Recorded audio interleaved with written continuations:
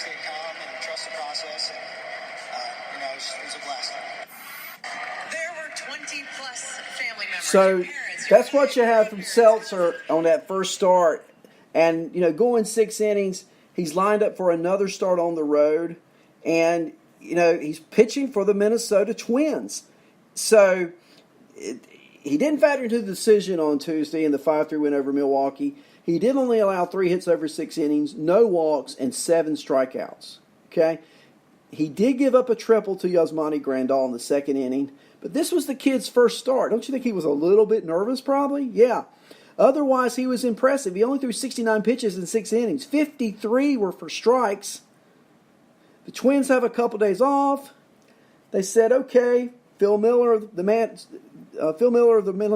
Minneapolis Star-Tribune reported that Rocco Baldelli indicated he's going to make another start while on the road. So Smeltzer's spot in the Minnesota Twin rotation probably hinges on this next start, whenever they make it, probably over the weekend. But the unfortunate thing for the Twins, they're playing the Rays. These are big games. I told you this morning, those were the games that set up this weekend. So let's see how he does this next outing. A good outing in start number 2 could mean a lot of future outings in the major leagues for one Devin Smeltzer. Another game I want to talk about from this afternoon, this is the second of 3. Okay, again, I'm trying to intersperse the games with some information. How about that? The Giants were in Miami to take on the Marlins, a game I didn't talk about a whole lot this morning on recommending hitters, and here's why. The final score, the Giants win in Miami 3-1. The Giants have 6 hits, the Marlins 7. Looking at the box score for the Giants, Panic went 0 for 4. Vogt went 0 for 2. Sandoval 0 for 3. Brandon Belt 1 for 2. Longoria 0 for 2. But Brandon Crawford was 2 for 4. He had 2 doubles in the game. Okay? Drove in 2 runs. That's the offense. But the difference in today was the pitching. Beatty pitched for San Francisco. Went 6 innings, 5 hits, 1 earned, 3 walks, 4 strikeouts. No decision. They scored the runs after he left. Moranta came on, got the win, his second. Pitched a scoreless 7th. Watson got the hold by pitching a scoreless 8th. And Smith came on, Will Smith, in the 9th for his 13th save, pitching a perfect 9th inning. The Marlins, Alcantara started, went 6 shutout innings for the Marlins. Guerrero came in the 7th. He gets the blown save, giving up the run. Conley gets the loss, giving up 2 runs. Wei-Yin Chen pitched an inning and 2/3 to close it out. But the Giants do win in Miami this afternoon by the score of 3-1. The story was Beatty. In his return to the majors, Giants right-hander Tyler Beatty made his case to stop the revolving door as the 5th starter in a Thursday 3-1 comeback. Okay? He's the Giants' number 23 prospect, according to MLB Pipeline. As I told you, I gave you his numbers. Manager Bruce Bochy pinch hit for Beatty in the 7th after he'd thrown 94 pitches. And Mike Yastrzemski, Carl's son, came up with his first career RBI, which tied the game at 1 as the pinch hitter. The Giants took the lead in the 8th on Brandon Crawford's 2-run ground room double. With 1 out, pinch hitter Buster Posey walked. Belt hit a single to shallow left against Adam Conley. After Evan Longoria reached on a walk from Austin Bryce, Crawford sent a slider from left-hander Wei-Yin Chen to the right field center gap for the go-ahead hit. Beatty, the story of the game. He had found some changes, made some modifications at AAA Sacramento prior to Thursday's call-up. He had posted a 2.34 ERA and a 1.10 whip in 7 minor league starts, striking out 49 in 34 2/3 innings. In his last outing with Sacramento, only 1 run on 3 hits and 8 strikeouts over 7 innings. And San Francisco, well, they'd love nothing more probably than find consistency in this 5th rotation slot. They're going nowhere this year. 9 pitchers have started for the Giants this season. And so Beatty may be the answer in that rotation going forward. We'll see. But he pitched a great game today, albeit against the Miami Marlins. But, hey, major league teams, and you got to beat them. And that's exactly what Beatty did this afternoon. Now, in that game, for fantasy purposes, I've been noticing that Neil Walker has been added by a number of teams in fantasy. Neil Walker was injured this afternoon. I'm not sure of the extent of the injury, but running to first base in the 6th inning, he came up a little lame. He was taken out of the game. We'll await news on that. Also, Christian Arroyo, and this is in the Twins Rays game tonight. Tampa Bay has recalled Christian Arroyo. He will be available for action tonight. He's 24 years old in a corresponding mood. Andrew Velasquez was sent back down to Durham. Christian Arroyo was hitting .314 at AAA Durham prior to this just immediate call-up. Other roster moves or soon-to-be roster moves. Giancarlo Stanton, do you remember him?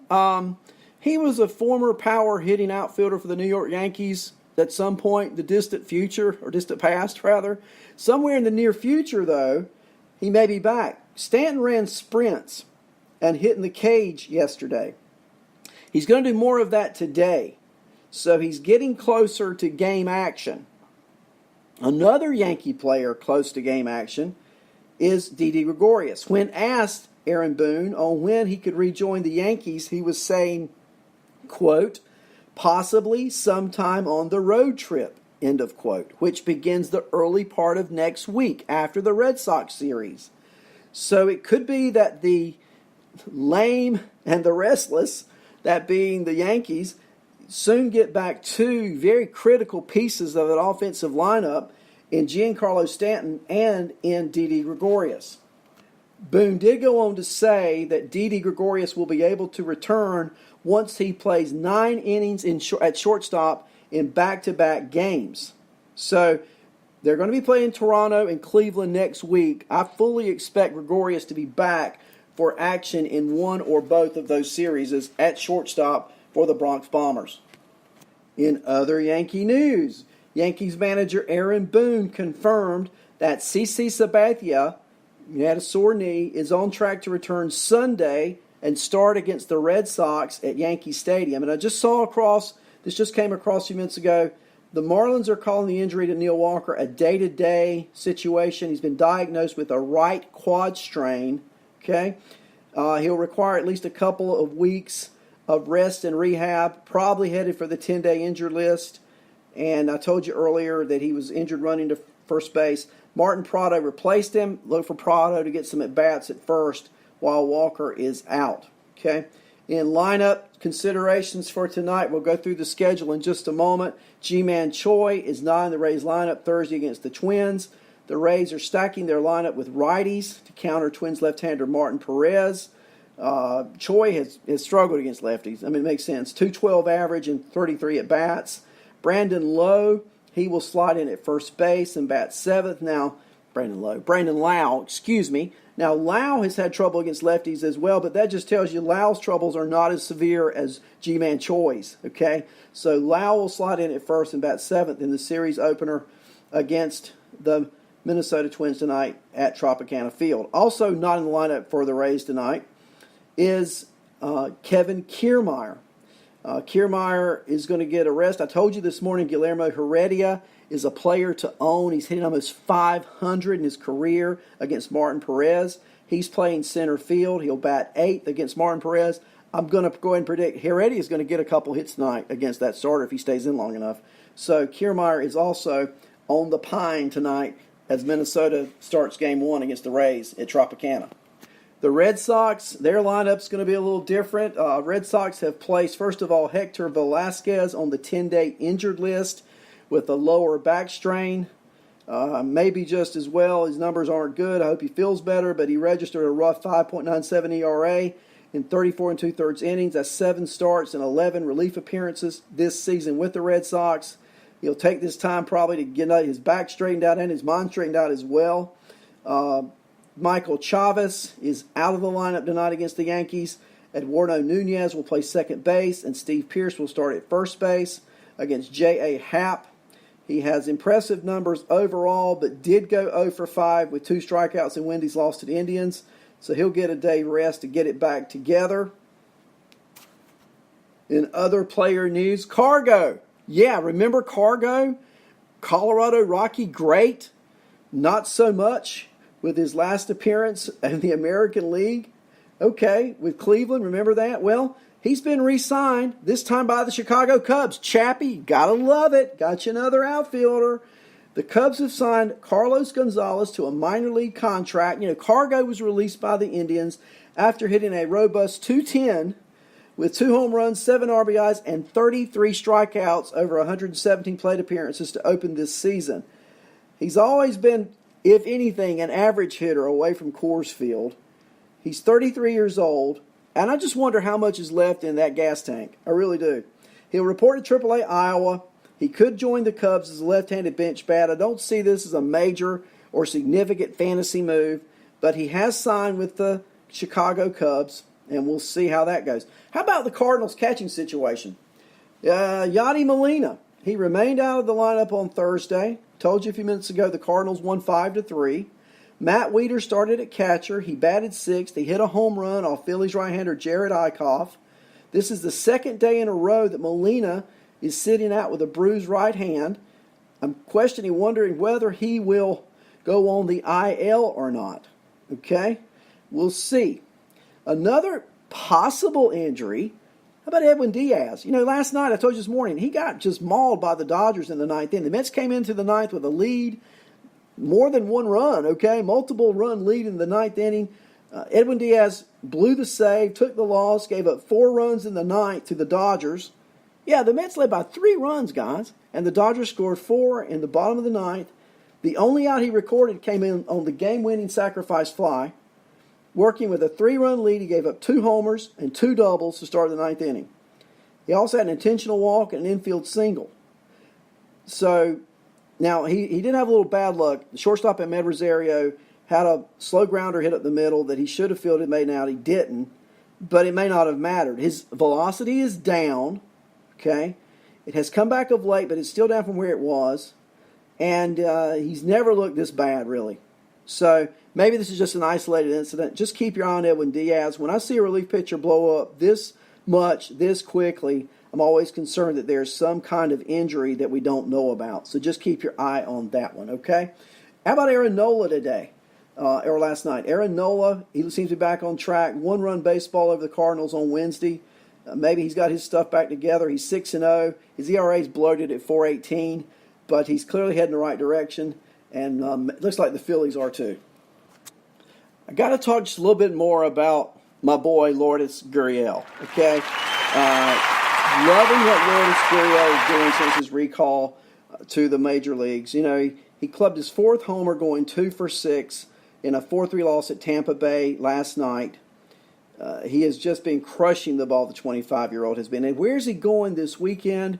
Well, they start a 3-game set tomorrow in Colorado, Rocky Mountain High. And they face 3 right-handers, Marquez, Gray, and Senzatella. Now, Marquez is clearly the best of the bunch, but none of the Rocky pitchers have pitched well at home this year. I don't care which one you look at. As I told you today, Lourdes Gurriel, since his recall, he has hit in every game, okay? And now he takes that hot streak into Coors Field this weekend. You got to love Lourdes Gurriel. Also, he's soon going to be gaining that outfield eligibility, if he hasn't already in your league, to go along with second base shortstop. So, to me, he's the pickup of the week. Already picked up, I'm sure, but maybe eligible for a trade. And I'll just ponder this with you. What about Paul DeJong, who is slumping terribly?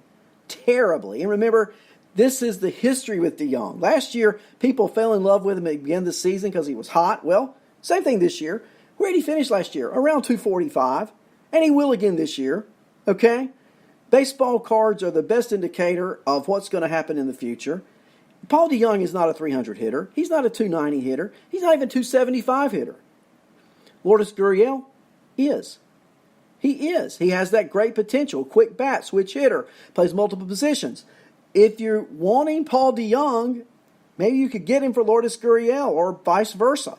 Just throwing something out there because it's trade season.